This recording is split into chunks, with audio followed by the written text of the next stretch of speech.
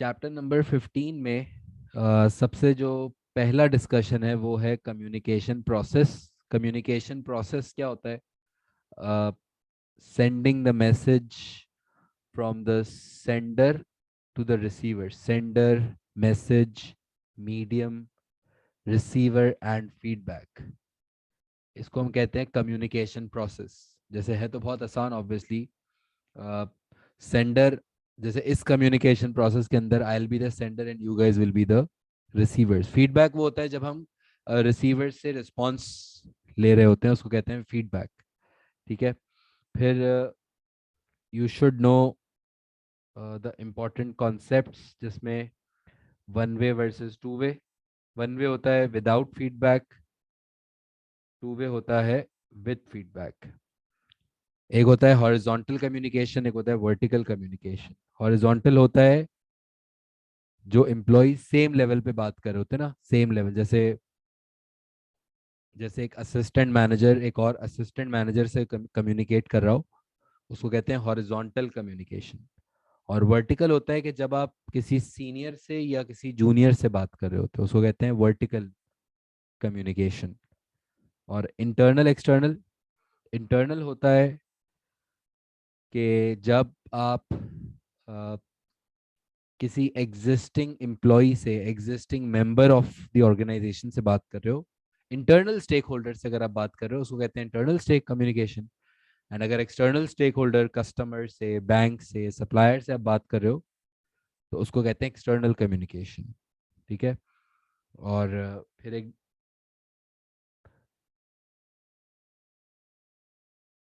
अच्छा, अभी हमें जो मेन बात करनी है वो करनी है मेथड्स ऑफ कम्युनिकेशन पे। ठीक है। मेथड्स होते ऑब्वियसली बहुत आसान है, लेकिन अक्सर इस पे लिखा नहीं जाता, तो हम लिख रहे हैं मेथड्स ऑफ चैप्टर 15। ठीक है। Methods of communication. और मेथड्स ऑफ कम्युनिकेशन के अंदर सबसे जो पहला एंड ऑब्वियस मेथड है, that is written communication. Written communication की एग्जांपल्स दें आप लोग, जरा सा बताओ। रिटन कम्युनिकेशन की एग्जांपल्स। अच्छा, रिटन कम्युनिकेशन की एग्जांपल्स, मैसेजेस, एग्जांपल्स हो। Letters, good good. ईमेल्स, ठीक है। फैक्स होते हैं, ठीक है। छोटे छोटे बोर्ड्स होते हैं, नोटिस बोर्ड्स, नोटिसेस, गुड। और रिटन कम्युनिकेशन पे अगर हम जाते, कॉन्ट्रैक्ट्स, गुड। अच्छा, रिटन कम्युनिकेशन पे अगर हम जाते हैं तो फायदे क्या हैं रिटन कम्युनिकेशन के? एक एक दो दो फायदे आने चाहिए हमें, लाइक ऑफ ईच मेथड। तो basic advantages of written communication is it's cheap. Yes, there's a proof. Yes, there's a proof of communication, legal document होता है।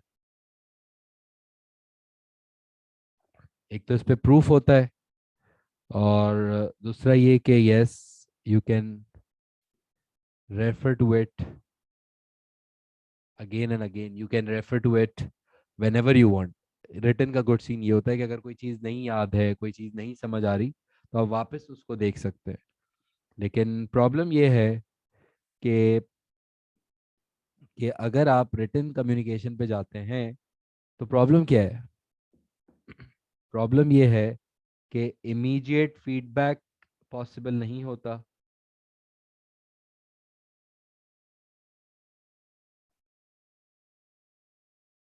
है ना। It's a slow method definitely. और कि दूसरा ये प्रॉब्लम है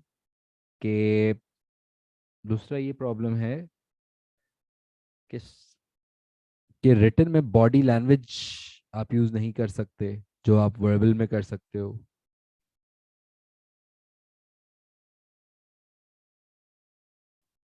है ना। Difficulty in reading, difficulty in interpret, difficult message अगर आप किसी को लिखा हुआ दे दो तो शायद वो ना समझ सके, या राइटिंग में, या इसके टेक्निकल ज़्यादा हो डेटा। और एक और प्रॉब्लम होता है it might be completely ignored. हो सकता है कि वो डेटा पूरा का पूरा ही इग्नोर कर दिया, ऐसा भी हो सकता है। रिटर्न में अक्सर ऐसा होता है कि कोई बड़ा से बड़ा मैसेज देखा ही नहीं, छोड़ दिया, which is which is a big problem obviously. सही है। एक हो गया रिटन, सेकंड होता है verbal communication. Verbal communication, verbal communication की एग्जांपल कौन देगा? एग्जांपल्स।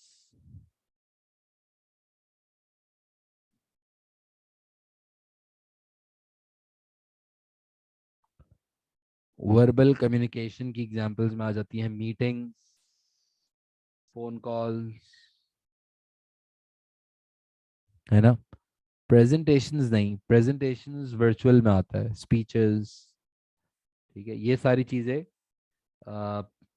वर्बल में आती है। और वर्बल का फायदा कि आप बॉडी लैंग्वेज यूज कर सकते हैं to make that message clear. और दूसरा फायदा, इमीडिएट फीडबैक आप ले सकते हैं। जो भी ऑडियंस सोच रही है, जो भी बात करना चाह रही है, वो ऑन द स्पॉट हो जाती है, जो कि रिटन में इतना पॉसिबल नहीं है। बट द प्रॉब्लम इज कि वर्बल पे अगर जाते हैं तो प्रॉब्लम्स, वर्बल पे अगर जाते हैं तो नो रिटन रिकॉर्ड, प्रूफ नहीं होता, है ना। कौन अटेंटिव है कौन नहीं है, ये एक अलग प्रॉब्लम। पता नहीं किसने इंटरेस्ट लिया किसने नहीं लिया, वो चेक करना मुश्किल है। वो तो खैर रिटन में भी मुश्किल है, लेकिन और कैन नॉट बी रेफर्ड।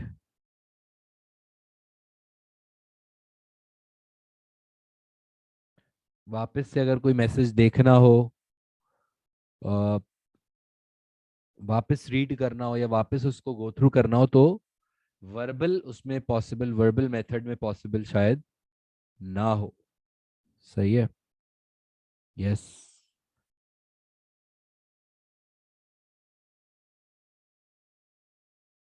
एक होता है रिटन कम्युनिकेशन, एक सेकंड हो गया वर्बल कम्युनिकेशन, और थर्ड होता है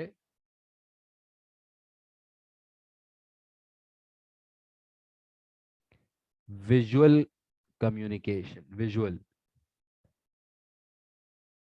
विजुअल का मतलब होता है प्रेजेंटेशंस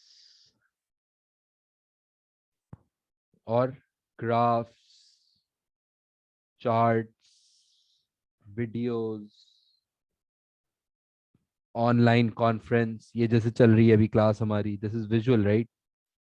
ये जो कम्युनिकेशन है, this is also visual communication right. और विजुअल कम्युनिकेशन पे अगर हम जाते हैं, टेबल्स पे, ग्राफ्स पे, चार्ट्स पे, वीडियोस पे,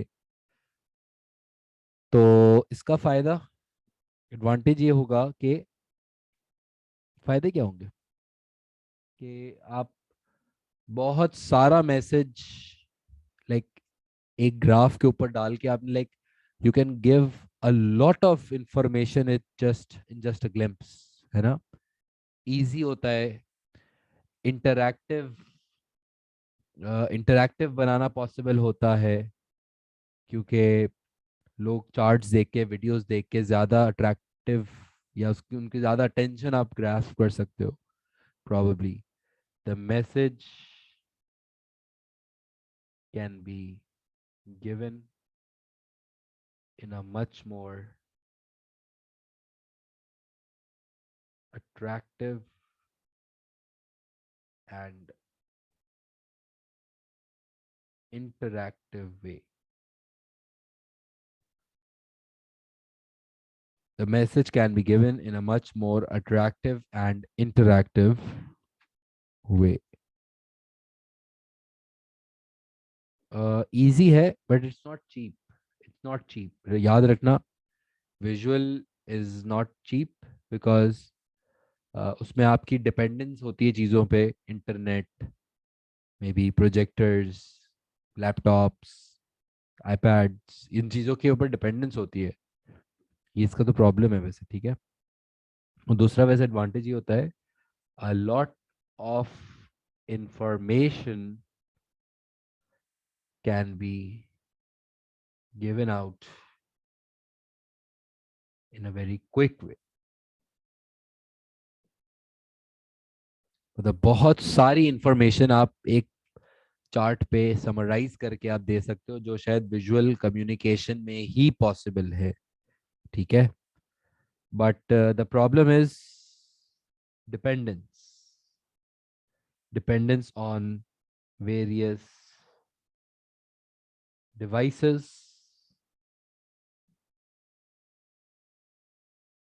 such as projectors and laptops।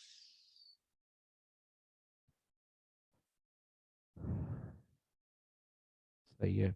और दूसरा प्रॉब्लम ये हो सकता है कि हाँ बिल्कुल, कि जो बंदा, जो देख रहे हैं, जो रिसीवर्स हैं, वो फिर सिर्फ पिक्चर्स में और इसमें भी प्रॉब्ली इंटरेस्टेड हो जाते हैं। तो प्रॉब्ली जो मोस्ट टेक्निकल इंफॉर्मेशन है या जो चार्ट्स हैं, शायद वो भी बहुत टेक्निकल हो सकते हैं, और चार्ट्स को फिर समझाने के लिए भी आपको स्पेशल बंदा चाहिए, या चार्ट्स को इंटरप्रेट करने के लिए आपको प्रॉब्ली साथ में वर्बल कम्युनिकेशन भी चाहिए होगी। सिर्फ चार्ट दिखाने से आई डोंट थिंक के मैसेज सही से पास ऑन किया जा सकता है। उस चार्ट को समझाने के लिए, उस चार्ट को बनाने के लिए बंदे चाहिए होते हैं, जो जो अगेन कंज्यूम्स टाइम, ठीक है। The charts and graphs can get very technical to understand and interpret, to understand and interpret।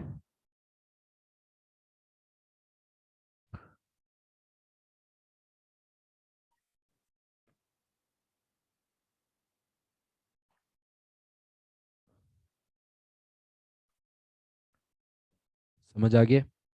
है तो ये हेडिंग आई नो बहुत आसान, लेकिन पॉइंट्स इतना इजी है कि ये पॉइंट्स क्लिक नहीं करते हैं, ठीक है। तो पॉइंट्स क्लिक करने के लिए मैं एक दफ़ा लिखवा रहा हूँ, ताकि नेक्स्ट टाइम अगर ये आ जाता है तो पॉइंट्स हमें क्लिक करने चाहिए। विच media of communication is best? मुझे बताओ, कौन सा मीडिया सबसे अच्छा है, रिटन, वर्बल या visual? And the answer is depends, and it depends on, depends, I know it depends, it depends on what? अब बताएं, depends on what? Depends on what factors? Number one, number one, yes, how technical the information is, ठीक है। uh, अगर कोई बहुत technical message है, मुश्किल message है, तो डेफिनेटली फिर सिर्फ रिटन नहीं चल सकता, आपको वर्बल का सपोर्ट चाहिए होगा। क्योंकि डेफिनेटली ना, कि भाई रिटन अगर आप दे दोगे तो वो समझ ही नहीं आएगा, तो फिर फायदा क्या। Second, how lengthy the message is. क्योंकि अगर आपका मैसेज बहुत ज्यादा लेंदी है, बहुत लंबा है, तो फिर तो रिटन नहीं चल सकता, क्योंकि फिर रिटन में लोग पढ़ेंगे ही नहीं, बोरिंग हो जाएगा। तो फिर आपको वर्बल चाहिए होगा या फिर विजुअल, कोई प्रेजेंटेशन या कोई किस तरह का कोई इजी बना के उसको आपको करना पड़ेगा। वरना अगर आपने रिटन में दे दिया लेंदी मैसेज, तो probably people might not read it properly. और क्या फैक्टर्स आ रहे हैं? और एक और अच्छा आ गया, नीड ऑफ फीडबैक, गुड। हमें ये भी देखना होता है कि क्या आपको उस मैसेज के साथ फीडबैक की ज़रूरत है या फीडबैक की ज़रूरत नहीं है। अगर फीडबैक की ज़रूरत है तो फिर तो आपको वर्बल पे जाना पड़ेगा, और अगर आपको फीडबैक की ज़्यादा इम्पोर्टेंस नहीं है या ज़रूरत नहीं है तो फिर आप रिटर्न भी कर सकते हो। साइज पे भी ऑब्वियसली डिपेंड कर रहा है, साइज ऑफ द बिजनेस। अगर एक बिजनेस बहुत बड़े लेवल पे काम कर रहा है, पूरे मुल्क पूरी दुनिया में काम कर रहा है, प्रॉब्ली 4-5 कंट्रीज में भी अगर काम कर रहा है, तो फिर मुझे ईमेल्स वगैरह पे जाना पड़ता है, क्योंकि फिर जाहिर है वो सबको मैसेज पहुंचाना है, तो सबको वर्बल तो नहीं कर सकते कहीं कहीं, या प्रॉब्ली ऑनलाइन कॉन्फ्रेंस पे जाना पड़ सकता है। और नीड ऑफ लीगल डॉक्यूमेंटेशन, इस पे भी डिपेंड करता है। Does the message, yes. अगर आपको किसी मैसेज की लीगल डॉक्यूमेंटेशन चाहिए, लेट्स से अगर आप कोई नया एम्प्लॉय रख रहे हो, उसको कॉन्ट्रैक्ट देना पड़ेगा ना रिटर्न में, वर्बल नहीं हो सकता उस सिचुएशन में। किसी एम्प्लॉय ने रिजाइन किया है, उसको आप मे बी एग्जिट लेटर दे रहे हो ऐसा ना कोई, तो फिर आप रिटर्न दोगे। सही है। मतलब अगर लीगल डॉक्यूमेंटेशन, किसी ने बहुत ही कोई ऑफ हरकत किया, आप उसको वार्निंग दे रहे हो, तो रिटर्न वार्निंग की अपनी इंपॉर्टेंस होती है ना, तो रिटर्न, वर्बल की अपनी इंपॉर्टेंस होती है लेकिन वर्बल की इतनी आपको पता है ज्यादा, रिटर्न रिटर्न की इंपॉर्टेंस ही कुछ और होती है। ठीक है। कॉन्फिडेंशियलिटी भी सोच सकते हैं, और भी बहुत सारे फैक्टर्स हैं। कॉस्ट भी हम सोच सकते हैं कि कौन सा महंगा पड़ेगा, कौन सा सस्ता पड़ेगा। और यार there are a lot of factors which a business will have to consider uh, before deciding between the written, verbal and visual communication। ठीक है। और एग्जाम में एक दफ़ा ना एक वर्ड आया था, इलेक्ट्रॉनिक कम्युनिकेशन। इलेक्ट्रॉनिक,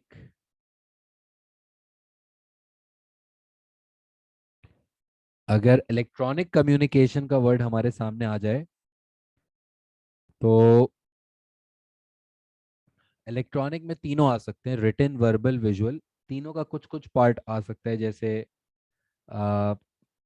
रिटन में ईमेल्स हो गया, मैसेजेस भी हो गया इनफैक्ट, और वर्बल में फ़ोन कॉल्स हो गया।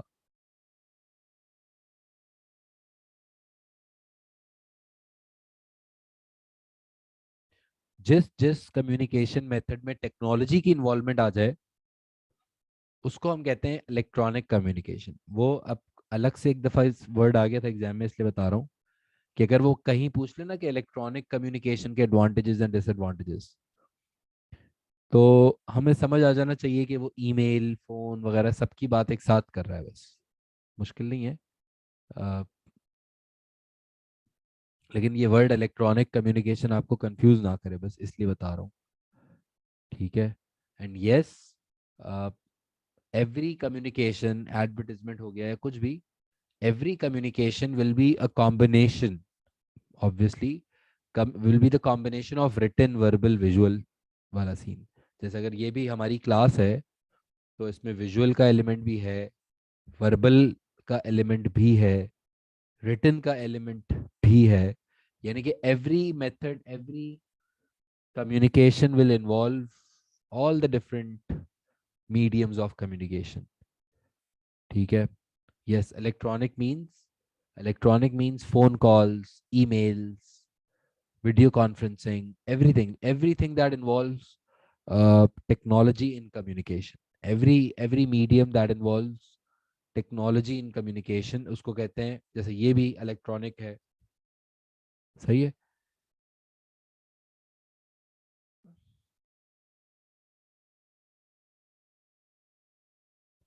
देखो, हमें रिटन, वर्बल, विजुअल समझ आना चाहिए। इलेक्ट्रॉनिक का मतलब समझ आना चाहिए। ऑब्वियसली एग्जाम में इतना इजी क्वेश्चन नहीं पूछेगा, बट बेसिक्स हमें आनी चाहिए। और एक जो सवाल एग्जाम में बहुत ज़्यादा आता है, वो है effective communication, importance of effective communication. सिर्फ एक मिनट आप ये देख लो, लाइन फिर आप लिख लेना। जब भी एग्जाम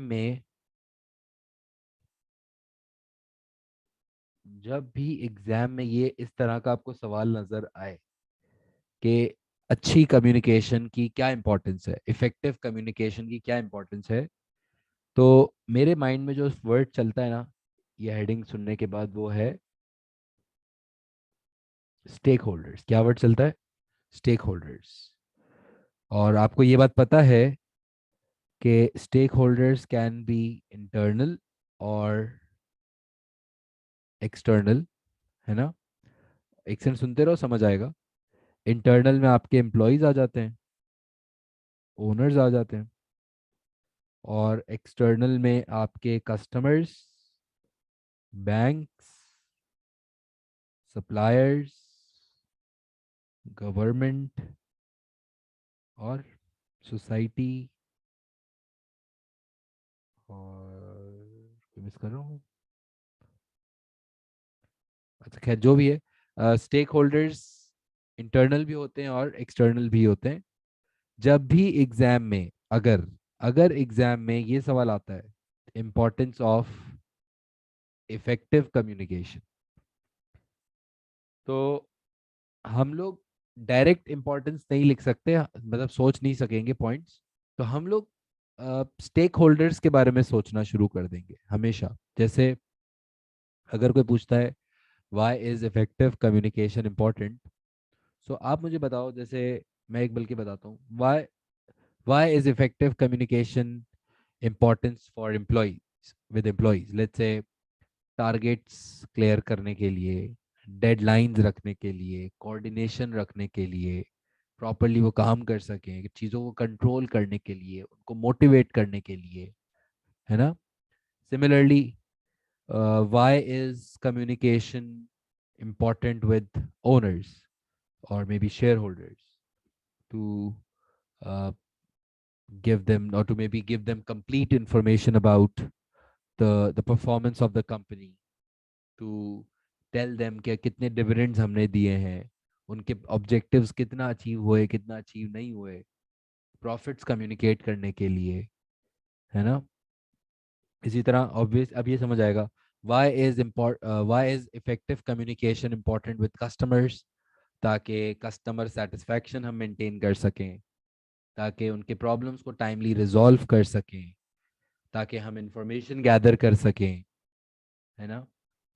कितनी चीज़ें। इसी तरह सप्लायर के साथ क्यों इंपॉर्टेंट है? क्योंकि आ, आप सही से रेट नेगोशिएट कर सकें, ताकि आप टाइम पे डिलीवरीज ले सकें, ताकि स्टॉक के ऑर्डर आप टाइम पे दे सकें। द पॉइंट इज, कम्युनिकेशन की इंपॉर्टेंस के ऊपर अगर सवाल आता है एग्जाम में, अगर सवाल आ रहा है कि कम्युनिकेशन इंपॉर्टेंट क्यों है, तो हम स्टेक होल्डर्स के बारे में अगर सोचना शुरू कर देंगे तो खुद ब खुद पॉइंट्स आना शुरू हो सकते हैं। ठीक है? तो एग्जाम में डायरेक्ट हो सकता है क्वेश्चन आ जाए, बताओ भाई इफेक्टिव कम्युनिकेशन क्यों इंपॉर्टेंट है, तो हम डायरेक्ट नहीं सोच सकेंगे। हमें फिर जैसे ये हेडिंग नजर आएगी कहीं भी अगर एग्जाम में, तो मैं स्टेक होल्डर्स के बारे में सोचना शुरू कर दूंगा और फिर स्टेक होल्डर्स के लिए इंपॉर्टेंस बताऊंगा। सो वो आंसर लिखना ज़्यादा इजी भी हो जाएगा और ऑब्वियसली क्लियर भी हो जाएगा।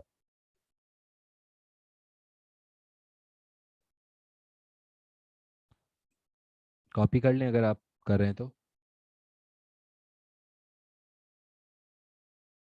और चैप्टर 15 पढ़ते वक्त एक हेडिंग आपको बुक में नज़र आएगी, फॉर्मल कम्युनिकेशन नेटवर्क। ये आपको नहीं पढ़नी है, ठीक है? ये आप इग्नोर कर देंगे, ठीक है? ये आपके पास सिलेबस में नहीं है। बाकी तो सब पढ़ना होगा ऑब्वियसली, लेकिन ये जो फॉर्मल कम्युनिकेशन नेटवर्क्स की हेडिंग है, ये आप इग्नोर कर देंगे, ठीक है?